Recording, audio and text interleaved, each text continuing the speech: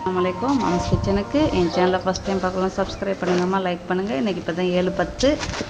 இது வந்து கோழிக்கறி இன்றைக்கி ஆக போகிறோமா. எதுக்கு இவ்வளோ சுருக்காக நான் செய்கிறேன்டா, எனக்கு 10 மணிக்கு இன்றைக்கி தண்ணி அடைச்சிருவாங்க. அதனால் தண்ணியெல்லாம் பிடிச்சி வச்சேன், ராத்திரியே பிடிச்சி வச்சுட்டேன்.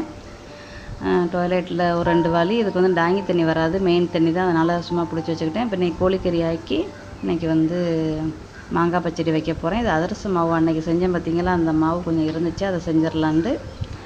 அப்புறம் முதல் ஸ்டெப்பு நம்ம வந்து ஜீரக தண்ணி அவிச்சு குடிச்சிட்டு, அவிச்சு மூடி வச்சுட்டு நம்ம போய் மற்ற வேலையை பார்ப்போம். அப்புறம் கொஞ்சம் வெதுன்னு இருக்கையில் அந்த குடிச்சுக்கிடுவோமா. நீங்களும் இந்த மாதிரி ஏதாவது ஒரு தண்ணிகளை காலைல வெறும் வயிற்றில் குடிங்க, ரொம்ப நல்லாயிருக்கும். குடல் சுத்தமாக இருந்தால் தான் நம்ம வந்து ஆரோக்கியமாக இருக்க முடியும். சீக்குகளுக்கு மருந்துகள் சாப்பிடாம ஹாஸ்பிட்டல் போகாமல் இருக்கலாம். சரிம்மா, இப்போ நம்ம தண்ணி கொதிச்சிருச்சு. அதோட அதை மூடி வச்சுட்டு மேலே போய் தண்ணிக்கு ரோஜாப் செடிக்கு வெண்டி செடிக்கெல்லாம் தண்ணியை ஊற்றுவோம். கொஞ்சம் தான்மா ஊற்றணும் இதுக்கெல்லாம். ஏன்டா வந்து மழை பெய்யுது, அதனால் அவ்வளோ வெயில் இல்லை. முன்னுக்கு மட்டும் தான் வெயில் ரொம்ப அடிக்கும். சூரியன் வந்துட்டாங்க 7:20. அதோட பூச்சி மருந்துமா, இதெல்லாம் நாளைக்கு தான் நான் கொடுக்கணும். வேப்பெண்ணெய் கரைசல். இது வந்து ரோஜாப் செடி வச்சுருக்கவங்களுக்கு ரொம்ப அவசியம் தேவை. இது ரொம்ப கை கொடுக்குதுமா எனக்கு. இந்த இதில் நான் வந்து ரோஸ் செடி வளர்ப்பு காரணமான நிறையா யூடியூபருக்கு நான் வந்து ரொம்ப தேங்க்யூ சொல்லிக்கிறேன். அவங்க மூலியமாக தான் நான் இதெல்லாம் செஞ்சேன். இது எப்படி செய்கிறதுன்னு நான் வந்து லிங்க் கொடுக்குறேன் உங்களுக்கு கீழே. அதில் போய் பாருங்கம்மா. இது பாருங்கள், 3 நாள் முட்டை கட்டியிருக்கு. இந்த ட்ரிப் தான் எனக்கு இப்படி முட்டை கட்டியிருக்கு. அதோட வெண்டிக்காய் வேறு கிடக்கு, முத்திரும். அதில் 2 இருக்குது, 2 வெண்டிக்காய் தான் இருக்குது. ஒரு பச்சை மிளகாய் எடுத்துக்கிட்டேன். எல்லாத்துக்குமே இன்றைக்கி வேப்பெண்ணெய் கரைசலும் கொடுத்துடணும். நான் எப்போவுமே சனிக்கிழமை தான் கொடுப்பேன். இன்றைக்கி கொடுக்குறேன்டா, நாளைக்கு வந்து என் ஃப்ரெண்டு தோழியுடைய மகளுக்கு கல்யாணம், அதனால் அதனால் நாளைக்கு நான் போகிறோம். அதனாலம்மா. அதோட மாங்காய் பச்சடிக்கு மாங்காய் எடுத்துக்கிட்டாச்சு. இது நல்லா இனிப்பாக இருக்கும், அதாவது பழுத்துட்டா இனிப்பாக இருக்கும் ஏப்பல் மாங்காய், இல்லைண்டா வாயில் வைக்க முடியாது காய்.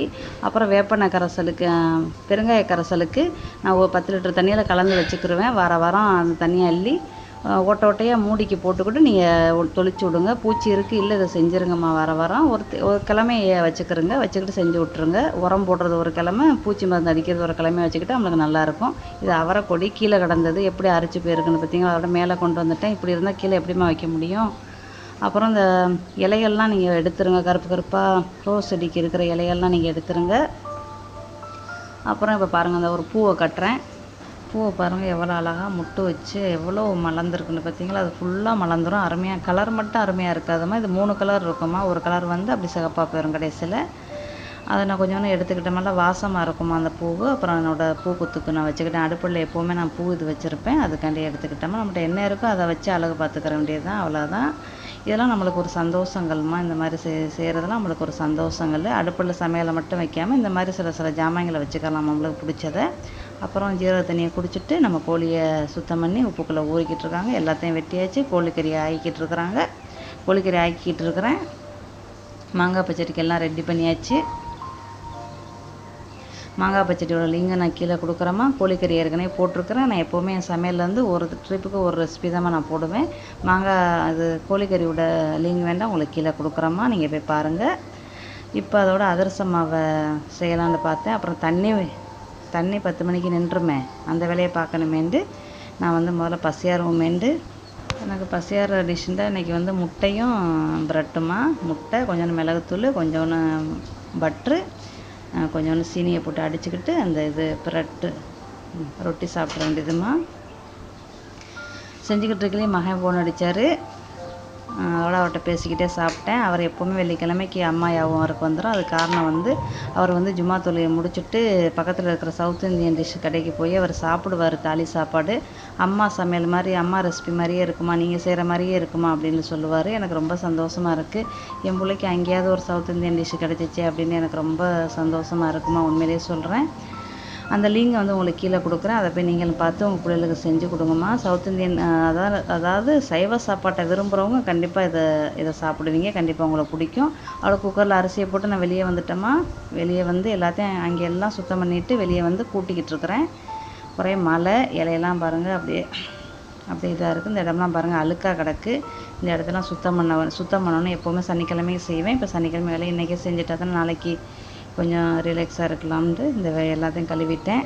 கூட்டுறது வந்து 2 நாளைக்கு ஒரு தடவை கூட்டி நெருப்பு வச்சுருவோமா. நான் எப்போவுமே செஞ்சுருவேன். நான் உங்கள்கிட்ட வந்து ஒரு விஷயம் சொல்லணும். அது வந்து கொஞ்சம் அதை நான் சொல்லணும்னு நினைக்கிறேன். அது நல்லதாக இருந்தால் எடுத்துக்கிறங்க, உங்களுக்கு வேணாட்டா விட்டுருங்கம்மா. கடைசி வரைக்கும் நீங்கள் பாருங்கள் அந்த இதை. இது வந்து எல்லா மதத்தினருக்குமே பொருந்தும், நம்மளுக்குன்ட்டு இல்லை, எல்லாருமே செய்யலாம். அவங்கவுங்க வழிபாடுபடி அவங்கவுங்க செஞ்சுக்கிறங்க. எப்போவுமே இறந்து போனவங்கள மறக்காதீங்கம்மா. இதாம்மா என்னோட ஒரு அட்வைஸு. நம்ம முன்னோர்களை என்றைக்குமே மறக்காமல் இருக்கணும். இப்போ வாங்க நம்ம தண்ணி ஊற்றிக்கிட்டு இருக்கிறோம், ஜாடியில் ஃபுல்லாக தண்ணி ஊற்றுறோம்.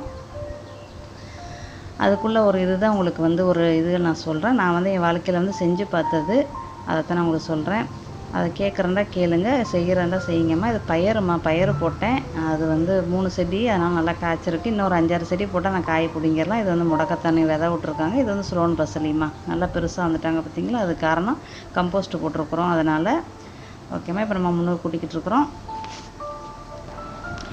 வாசலையும் கூட்டிகிட்டு கையோடய அள்ளி போட்டுருவோம்மா. எப்போவுமே எனக்கு எல்லா வேலையுமே கரெக்டாக நான் செஞ்சுருவேன். எப்போவுமே எனக்கு சின்ன பிள்ளைலேருந்து அப்படி ஒரு பழக்கம் இருக்குது, எல்லா வேலையுமே. அந்த மாதிரி நீங்களும் செய்யுங்கம்மா. அப்புறம் செய்வோம்னா நம்ம தான் செய்யணும். நம்ம தான் ஒத்துழைச்சி குழந்தை பெறணுங்கிற நிலைமை இருக்கையில் இந்த வேலை நம்ம தான் செய்யணுங்கிற ஒரு ஒத்தக்கையால் கட்டாயம் இருக்கையில் நம்ம தான்மா செய்யணும். சிலர் சமையல் கட்டுக்கெல்லாம் ரொம்ப நேரம் போய் இருப்பியே, அந்த மாதிரிலாம் இருக்காதியம்மா.